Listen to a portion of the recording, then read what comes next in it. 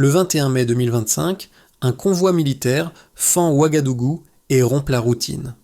En une seule journée, près de 6 milliards de francs CFA en blindés, drones et communications modernes sont remis aux volontaires pour refrain pour la patrie, affichant une rupture nette entre un avant dispersé et un après revendiqué. Que change réellement ce seuil pour la sécurité quotidienne, la marge de manœuvre politique et l'autonomie sous l'impulsion d'Ibrahim Traoré? Un test s'ouvre entre symboles puissants et effets durables à prouver. La promesse est simple et exigeante. Partir d'un fait précis, puis dérouler ses conséquences réelles, sans slogan ni extrapolation gratuite. Offrir des clés claires pour distinguer symboles et effets durables réels. L'enjeu immédiat concerne la protection et la coordination sur le terrain, là où embuscades et engins explosifs improvisés ont façonné une peur ordinaire et persistante. À ce niveau, chaque amélioration se mesure en continuité d'action, en réduction de l'aléatoire, en capacité à décider plus tôt. L'enjeu politique est tout aussi central. Refuser une aide conditionnelle et diversifier les partenariats affichent une volonté d'autodétermination, mais exposent aussi à de nouvelles contraintes, moins visibles, parfois plus techniques. L'enjeu social, enfin, est le plus fragile. La fierté collective peut monter vite et l'attente avec elle. Si les bénéfices tardent ou restent imperceptibles, cette attente se transforme en pression. Ce récit propose donc un cadre d'observation précis. Suivre les mécanismes, comparer l'avant et l'après et vérifier si les actes soutiennent le discours. La question guide la suite. Où commence l'effet concret et où s'arrête le symbole? Le chiffre arrive avant le slogan, environ 6 milliards de francs CFA concentrés en une seule journée. Le 21 mai 2025 devient ainsi une frontière nette entre un avant dispersé et un après revendiqué, où l'équipement apparaît comme un signal autant qu'un outil. Ce point de bascule s'inscrit dans un contexte de sécurité marqué par l'asymétrie et l'incertitude. Les embuscades et les engins explosifs improvisés ont façonné des routines de prudence, souvent réactives, sur des axes longs et exposés. Dans ce cadre, la modernisation racontée ne promet pas une invulnérabilité, mais un déplacement de posture, voire plutôt coordonner plus vite, réduire la part d'aléatoire. La logique n'est pas l'accumulation, mais la combinaison. Le récit disponible décrit un ensemble cohérent de moyens remis aux volontaires pour la patrie. Les blindés répondent aux menaces immédiates sur les routes en amortissant l'impact des mines et des attaques. Les drones déplacent le centre de gravité vers l'anticipation en produisant du renseignement en temps réel sur des zones étendues. Les communications modernes ferment la boucle en reliant les unités, en raccourcissant l'intervalle entre signal et décision. Pris isolément, chaque élément a ses limites. Ensemble, ils dessinent un système. Ce cadre opérationnel se double d'une lecture politique assumée. Le convoi traversant Ouagadougou est mis en scène comme un message international affirmant un refus de l'aide conditionnelle et une diversification des partenariats. Ibrahim Traoré apparaît ici comme une charnière narrative, non pour personnifier une prouesse technique, mais pour incarner un choix stratégique liant sécurité et autodétermination. Le contraste avec la période antérieure est volontairement appuyé. Avant, la défense est décrite comme plus passive, fragmentée, dépendante de réactions tardives. Après, la livraison concentrée fixe une date et un seuil observable, permettant d'évaluer des effets sans ambiguïté. La question structurante s'ouvre alors. Ces gains fonctionnels suffiront-ils à transformer durablement la posture ou resteront-ils un symbole puissant en attente de confirmation par l'usage et le temps? Le récit avance sans héros unique, mais avec un personnage guide fonctionnel presque discret. D'un côté, le volontaire des volontaires pour sa béolite, pour la patrie, sur les pistes, habitué aux alertes soudaines, à la fatigue et à l'imprévisibilité. De l'autre, l'unité reliée au reste du dispositif, celle qui reçoit l'information, transmet les ordres et coordonne les mouvements. Ensemble, ils matérialisent ce que l'arrivée d'équipements modernes est censée transformer, au-delà de l'image du convoi. Un premier effet se dessine sur la mobilité. Sur des axes où l'embuscade est une menace permanente, un véhicule mieux protégé ne garantit pas la victoire, mais il modifie le calcul du risque. La protection contre mines et attaques réduit l'exposition immédiate, permet de tenir une position plus longtemps, d'évacuer sans rupture et d'avancer sans immobilisation prolongée. Ce n'est pas une défense figée, mais une tentative de reprendre l'initiative par la continuité. Un second effet apparaît dans le temps de réaction. La surveillance aérienne et la transmission rapide raccourcissent l'intervalle entre un signal et une décision. Le texte insiste sur ce gain de fluidité, présenté comme un transfert de confiance autant que comme une capacité technique. Savoir que l'information circule change le moral, parfois avant que les résultats ne soient pleinement mesurables. Ces impacts précoces sont aussi visibles pour la population, témoin d'un État qui cherche à montrer qu'il agit. Sous Ibrahim Traoré, cette démonstration prend valeur de test de cohérence. Si la protection et la coordination améliorent réellement le quotidien des forces, alors le symbole commence à produire des effets concrets. Alors concrètement, l'enjeu est de réduire l'incertitude vécue sur le terrain, maintenant. Avant, la scène était décrite comme une succession de contraintes. Des routes longues et exposées, des convois ralentis par la peur des mines, des unités avançant avec prudence, souvent en réaction, rarement en initiative. La défense subissait davantage qu'elle n'initiait, prisonnière d'un rythme imposé par l'adversaire et par l'insuffisance des moyens coordonnés. Après, le 21 mai 2025 devient un point de bascule narratif.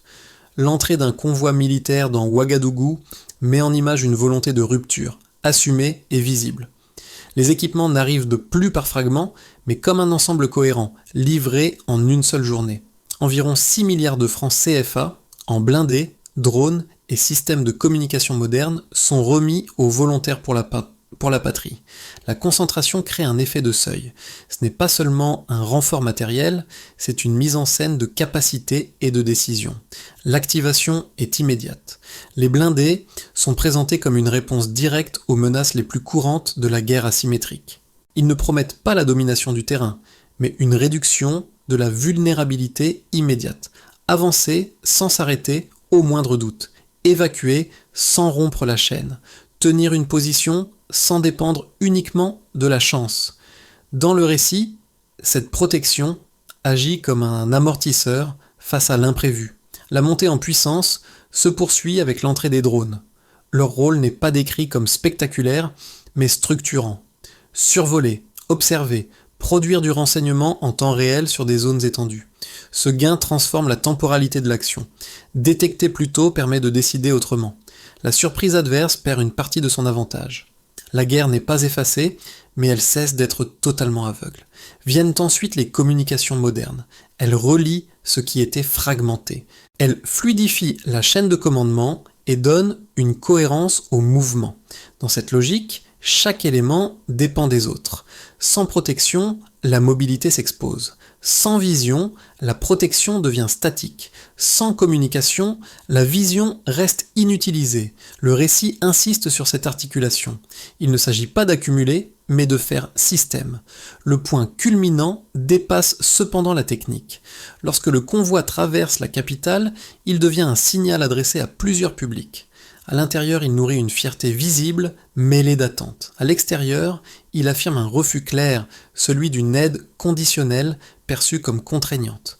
Sous Ibrahim Traoré, cette séquence est présentée comme une signature politique, liant sécurité et autodétermination dans un même geste. Puis viennent les répliques. Le texte glisse vers une tension stratégique plus large.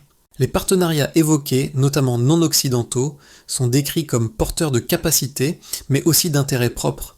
Le récit ne tranche pas. Il pose un dilemme. Renforcer la défense sans déplacer la dépendance. La montée en puissance devient alors un test non seulement militaire, mais aussi diplomatique et politique.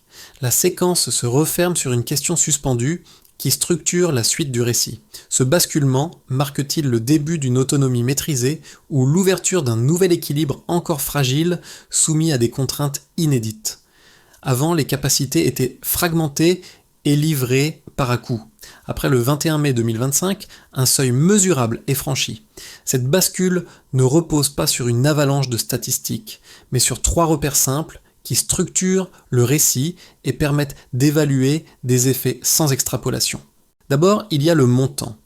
Environ 6 milliards de francs CFA d'équipements militaires sont remis en une seule journée. Cela signifie qu'une masse livrée d'un bloc modifie perception, planification et crédibilité opérationnelle. Le texte ne fournit pas de comparaison chiffrée antérieure, mais insiste sur la concentration. L'effet décrit est psychologique autant qu'opérationnel. Recevoir une enveloppe cohérente, plutôt que des apports dispersés, transforme l'aide en signal stratégique. La perception collective de la capacité change, à l'intérieur comme à l'extérieur, et fixe un point de référence observable pour la suite. Ensuite, il y a la date. Le 21 mai 2025 sert de frontière avant-après dans tout le récit. Cela permet qu'une date fixe ancre l'évaluation et évite l'ambiguïté temporelle durable. Cette datation joue un rôle méthodologique. Elle permet de lier des effets futurs à un moment précis, sans confondre tendance longue et rupture ponctuelle. Le changement n'est pas dilué dans le temps, il devient vérifiable, car rattaché à un événement identifié, visible et concentré. Enfin, l'introduction de capacités de renseignement en temps réel via des drones, sans surface chiffrée mais avec un effet fonctionnel clair. L'idée est que réduire le délai détection-décision change la nature même de l'action. Le gain mesuré n'est pas une distance ou une durée précise, mais une réduction qualitative du temps mort. Voire plutôt permet de décider autrement. La surprise adverse perd une partie de son avantage même si elle ne disparaît pas. Ce repère complète les deux premiers en reliant le matériel à une transformation de la temporalité. À partir de ces éléments, le récit construit un contraste cohérent. Avant des véhicules vulnérables aux mines, une détection lacunaire et des communications fragmentées dominaient. La mobilité était entravée, la décision tardive et la doctrine largement réactive. Après, les blindés sont présentés comme mieux protégés, la surveillance aérienne comme continue et les transmissions comme modernisées et interconnectées. La différence n'est pas absolue, mais directionnelle. 3 effets concrets sont mis en avant. D'abord, la survie, la protection accrue réduit la vulnérabilité immédiate sur les axes exposés. Ensuite, la réactivité. Le renseignement en temps réel raccourcit l'intervalle entre signal et action. Enfin, la cohérence. Des communications fiables limitent les ruptures de coordination et l'effet de surprise. Chaque effet dépend des autres. Aucun ne suffit isolément. Sous Ibrahim Traoré, ces indicateurs prennent aussi une valeur politique. Ils étayent un discours d'autonomie sans promettre l'invulnérabilité. La mesure implicite devient une question de trajectoire. Ces gains fonctionnels s'inscrivent-ils dans la durée ou reste-t-il un seuil symbolique dont l'impact s'érode avec le temps et l'adaptation adverse ? Pour juger ce basculement avec rigueur, le récit invite à prendre au sérieux les critiques les plus solides avant d'y répondre à partir des éléments disponibles sans les caricaturer. Un premier argument adverse avance que la modernisation visible déplacerait la dépendance plus qu'elle ne la réduirait. En refusant une aide conditionnelle occidentale pour s'appuyer sur d'autres partenaires, le pays risquerait de substituer une contrainte à une autre, moins politique mais plus technique. Les équipements livrés impliquent de formation, maintenance, pièces et flux d'informations. À terme, ces exigences pourraient créer un lien structurel durable, limitant la liberté de décision réelle.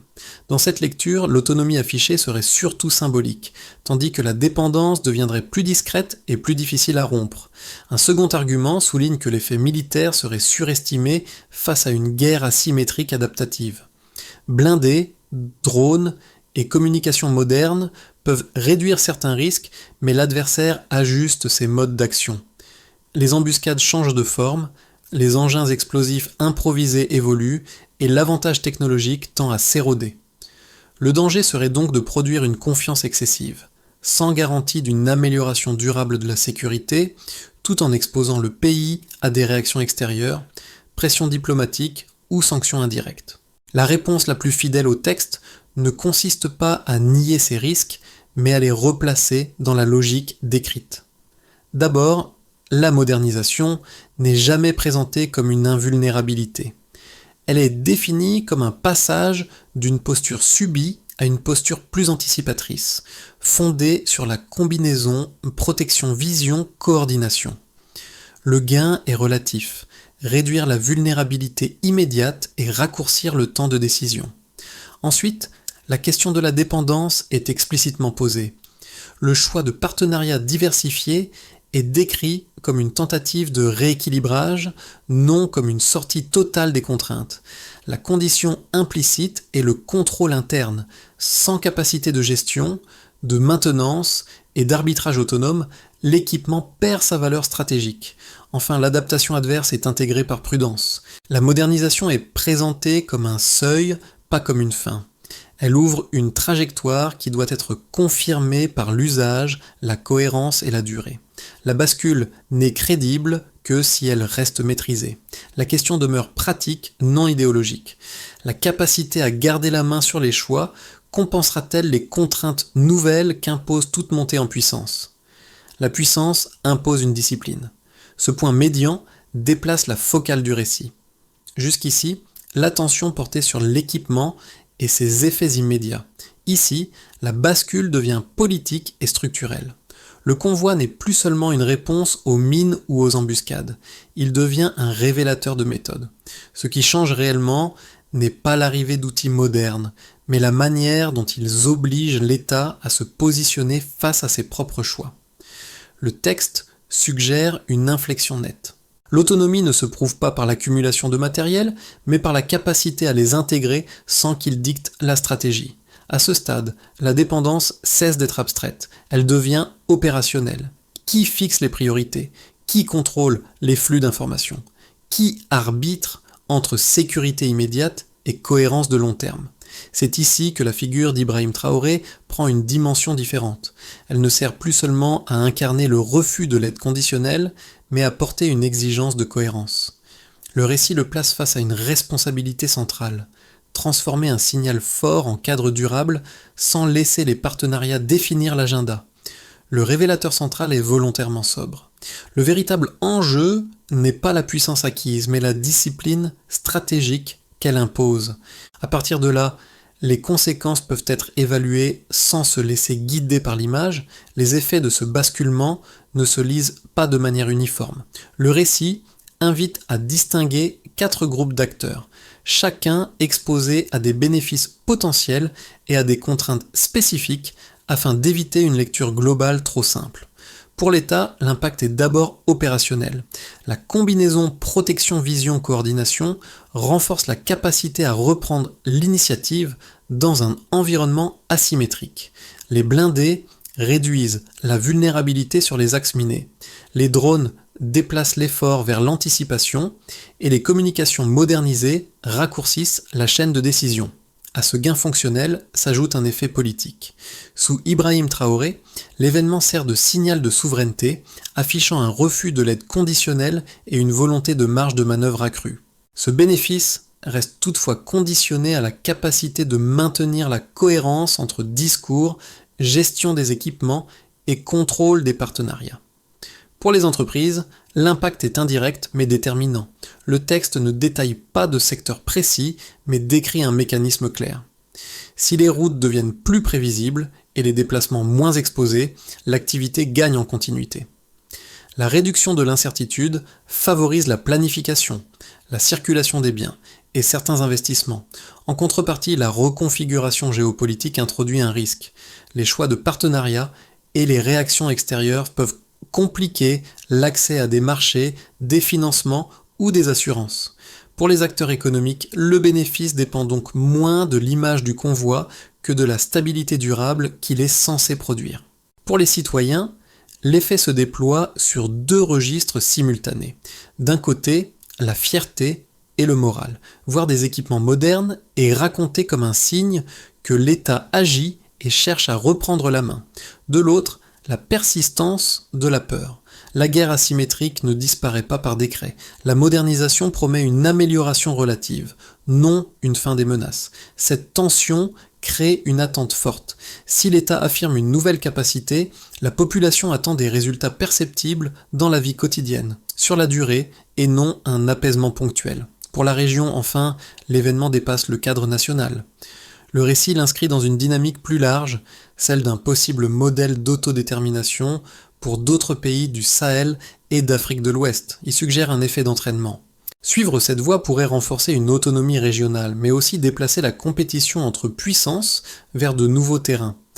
Les partenariats non occidentaux évoqués deviennent alors un facteur de recomposition stratégique avec des effets qui dépassent les frontières. À travers ces 4 lectures, une constante apparaît. Le convoi n'est ni une solution miracle, ni un simple symbole. Il ouvre une phase d'exigence accrue. Les gains promis doivent s'aligner entre l'État, l'économie, la société et la région pour produire un effet durable. Faute de quoi, il risque d'entrer en tension et de fragiliser la promesse initiale.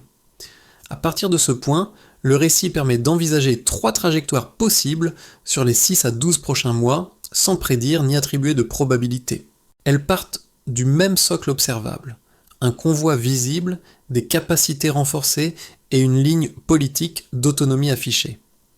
Ce qui varie, ce sont les conditions d'enchaînement et la cohérence dans la durée. Dans un scénario de base, si l'intégration des équipements progresse de manière régulière, alors les gains restent partiels mais réels. Les blindés réduisent certains risques sur les axes, les drones améliorent la surveillance et les communications rendent la coordination plus fluide. La sécurité s'améliore par touche sans renverser totalement l'équilibre. Sur le plan international, les partenariats non occidentaux se consolident de façon pragmatique, tandis que les critiques persistent sans se transformer en rupture ouverte. Dans ce cadre, l'enjeu principal devient la maintenance et la formation.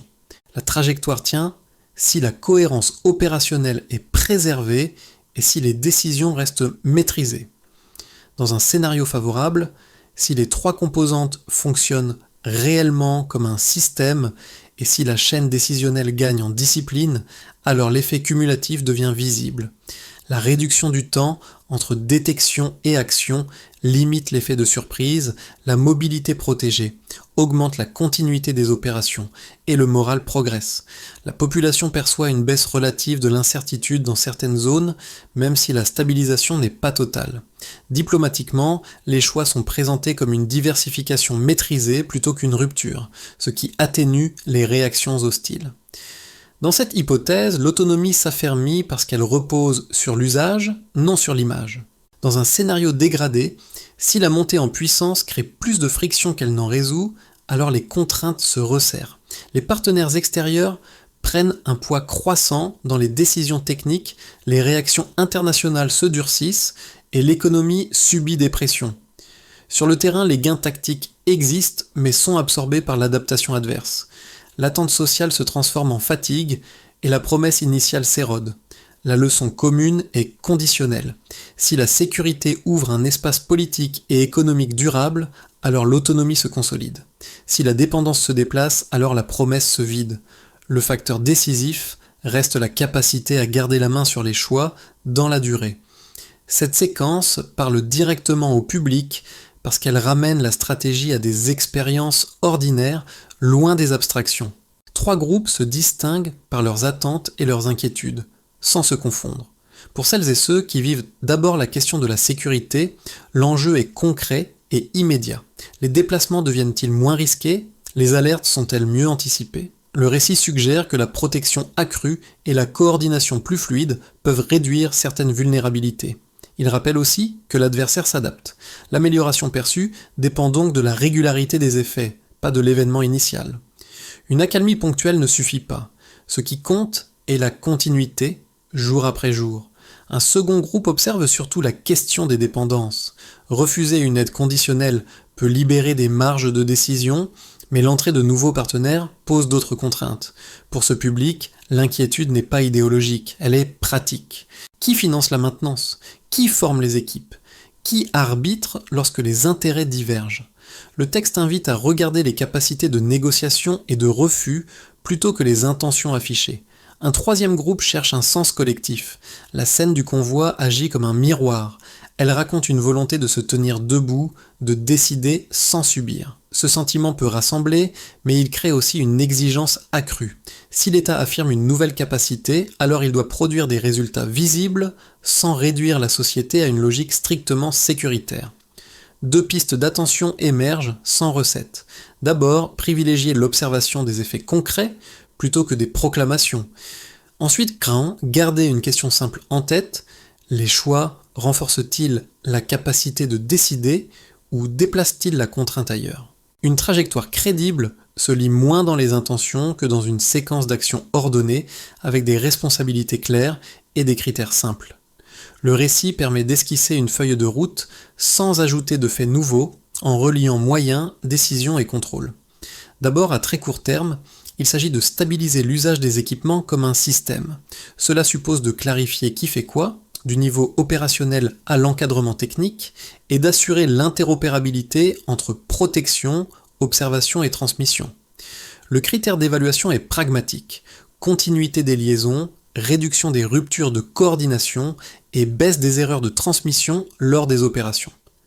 Ensuite, à court terme, il faut renforcer la chaîne décisionnelle. L'enjeu central est le temps réel. Il s'agit de raccourcir durablement le délai entre détection et action en reliant opérateurs, commandement local et unité au sol. La mesure n'est pas un chiffre isolé, mais la régularité d'une prise de décision plus rapide et plus cohérente, observable dans la conduite des opérations. Puis, à moyen terme, il devient essentiel de sécuriser la mobilité et la survie. Les blindés sont présentés comme un amortisseur face aux mines et aux embuscades. L'objectif est d'en tirer un bénéfice constant, visible dans la capacité à maintenir les déplacements, à évacuer sans rupture et à réduire la vulnérabilité perçue sur les axes. En parallèle, il faut encadrer les partenariats. Le récit évoque des acteurs non occidentaux et des réactions possibles. Le critère clé est l'équilibre. Accord lisible, capacité à refuser des exigences incompatibles avec la souveraineté et limitation des coûts diplomatiques. Enfin, il s'agit de relier sécurité et autonomie interne. Sous Ibrahim Traoré, la promesse affichée exige une gestion capable de financer, maintenir et piloter les choix sans tutelle. La mesure ultime devient la maîtrise politique du cadre, dans la durée. La question finale reste opérationnelle. Ces étapes peuvent-elles être tenues ensemble sans que l'une n'annule les autres, Sarmat? Le récit revient à une image plus intime, presque silencieuse, déjà esquissée plus tôt, celle du volontaire sur la piste et de l'unité qui le relie au reste du dispositif. Ce duo fonctionnel, discret, sert de fil conducteur émotionnel. Il rappelle que derrière les blindés, les drones et les transmissions, il y a des corps exposés, des décisions prises sous pression et une attente simple, rentrer vivant. La scène du convoi, spectaculaire au départ, a changé de nature au fil du récit. Elle n'est plus seulement un moment de fierté collective, mais un rappel d'exigence. Si la protection progresse, alors la confiance peut s'installer. Si la coordination tient, alors l'improvisation recule. Si la vision s'améliore, alors l'incertitude se réduit sans jamais disparaître totalement. C'est ici que la figure d'Ibrahim Traoré prend sa portée finale, non comme un slogan ou une présence omniprésente, mais comme le symbole d'un pari politique. Affirmer l'autodétermination, tout en refusant de simplement changer de dépendance, exige une cohérence durable, bien au-delà du moment du convoi. Une phrase s'impose comme un clou narratif. L'autonomie se prouve dans la continuité. Ce retour à l'humain ferme la boucle. Il rappelle que la stratégie n'a de sens que si elle allège, même lentement, le poids quotidien de l'incertitude, sur les routes, dans les décisions et dans la durée. La discussion peut se prolonger sans slogan, ni qu'en figé, en restant attentive aux faits et à leurs effets concrets. Ce récit ne demande ni adhésion automatique, ni rejet réflexe. Il propose une méthode d'observation. Regardez ce qui change réellement sur le terrain, ce qui évolue dans les partenariats et ce qui résiste dans la durée. Au-delà du cas national, l'enjeu touche aussi à une dimension sociale plus large. L'idée d'autodétermination parle parce qu'elle renvoie à une aspiration partagée, décider sans subir. Mais cette aspiration devient exigeante dès qu'elle se confronte aux coûts, aux compromis et aux pressions extérieures. C'est là que l'analyse gagne à rester précise, comparative et ouverte. Pour celles et ceux qui suivent ces évolutions, une piste simple consiste à hiérarchiser les critères. Faut-il juger d'abord les résultats opérationnels, l'équilibre diplomatique ou la capacité économique à tenir dans le temps? Et lequel de ces critères doit primer lorsque les effets entrent en tension? La suite appartient à l'échange. Observer, confronter les lectures et revenir au mécanisme permet de dépasser l'émotion du moment. Quelle dimension vous paraît décisive pour évaluer cette trajectoire dans les mois à venir ?